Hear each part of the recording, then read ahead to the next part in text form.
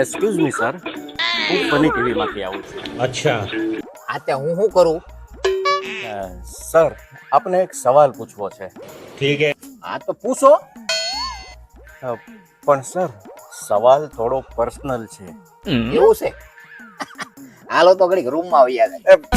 ના, ના, ના, ના, અરે તો personal હોય તો અંદર રૂમમાં મજા આવી જાય. આ પકોડો ઘડીક બહાર મૂકી દો. હાલો ના સર, રૂમ ખાલી છે. આપ બેસો, બેસો. એવો સવાલ નથી સાહેબ. આ તો પણ અહીંયા પૂછો ને, પર્સનલ છે ને, આ છે ને, પેલું છે ને.